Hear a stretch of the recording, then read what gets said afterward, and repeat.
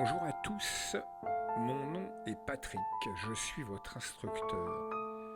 Merci de l'intérêt que vous portez à ma chaîne.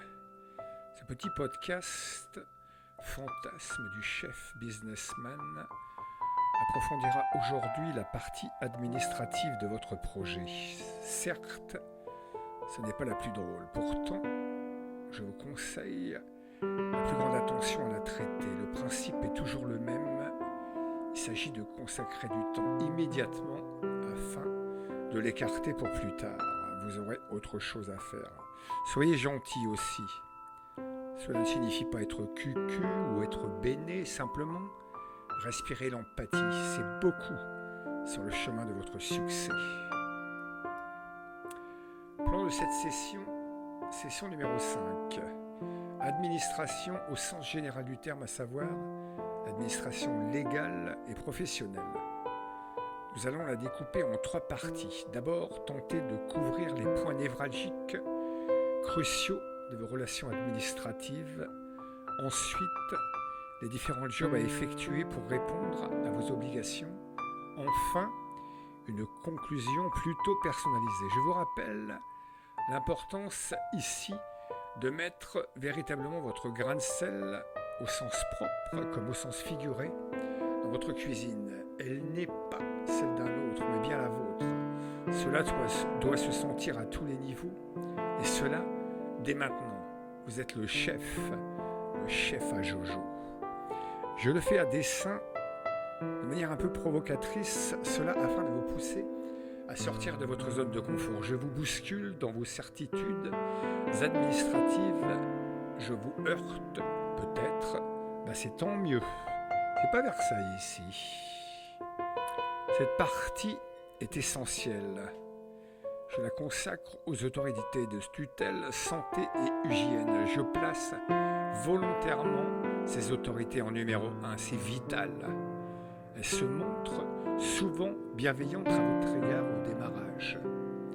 Les autorités publiques ensuite, municipalités, DDE, parking, licences commerciales, agences pour l'emploi, que sais-je. La liste n'est pas exhaustive. La vôtre doit l'être. Ne heurtez pas en oubliant, ce n'est jamais une excuse. Dès le départ, il est impératif de mettre en place des procédures conformes aux textes et règlements en vigueur. Si vous n'êtes pas capable, si vous n'en avez pas le goût ou les moyens, oubliez ce métier. Vous pourriez mettre en danger la vie d'autrui ou finir en prison.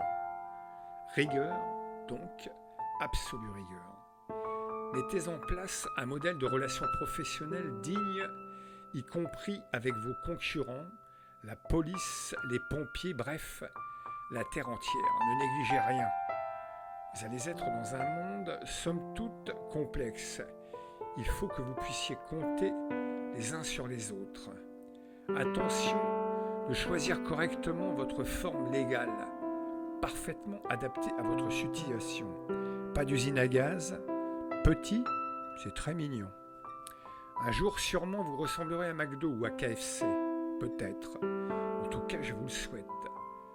Sans faire de vraies relations de confiance et professionnelles, avec toutes ces administrations, c'est indispensable. Pas de condescendance, pas de familiarité, pas de triomphalisme. Elles en ont vu d'autres avant vous. On ne se tape ni sur le ventre ni sur l'épaule. Ce sont des agents de l'État formés et qui présentent très souvent une forme de rigidité intellectuelle. C'est une donnée, point.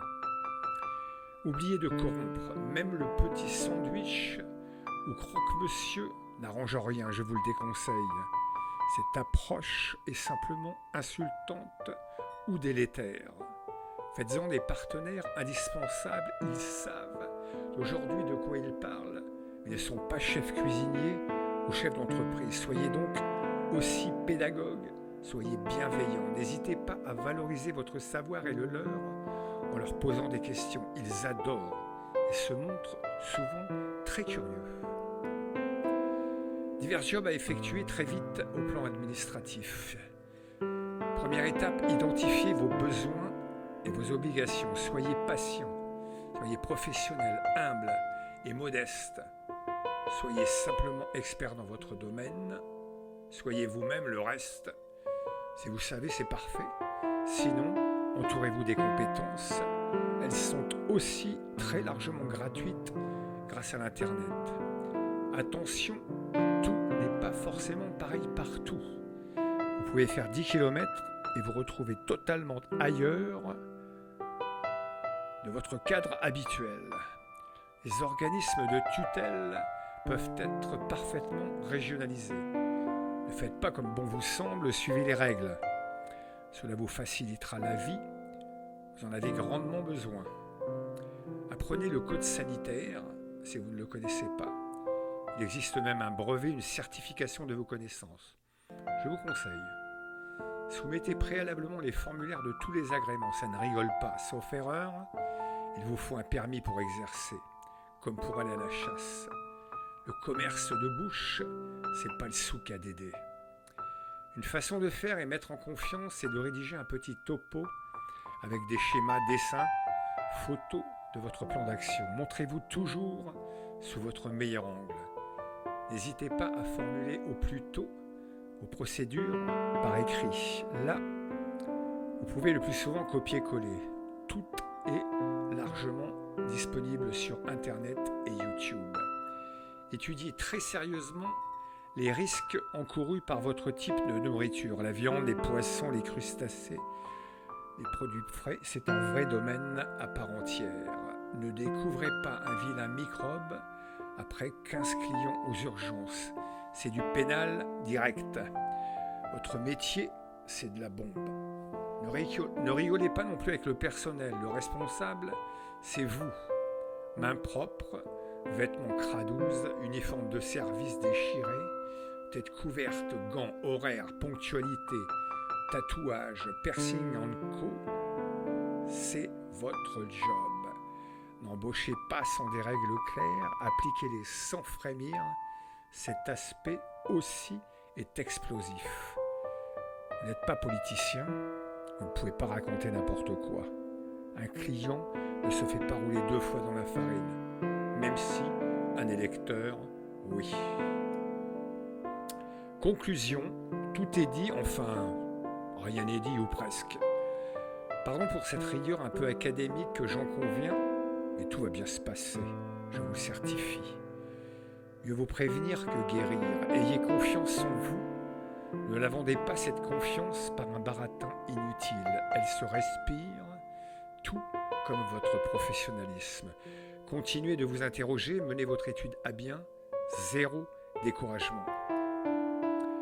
Rien de ce partage n'a pas été vécu, c'est seulement du concret, du solide, parfois du comique, parfois moins. Telle sera aujourd'hui ma conclusion. C'est ce qui différencie le savoir de l'expérience, l'enseignement de l'instruction, transmettre. Alors, on continue. À bientôt pour la prochaine session. Merci beaucoup en tout cas.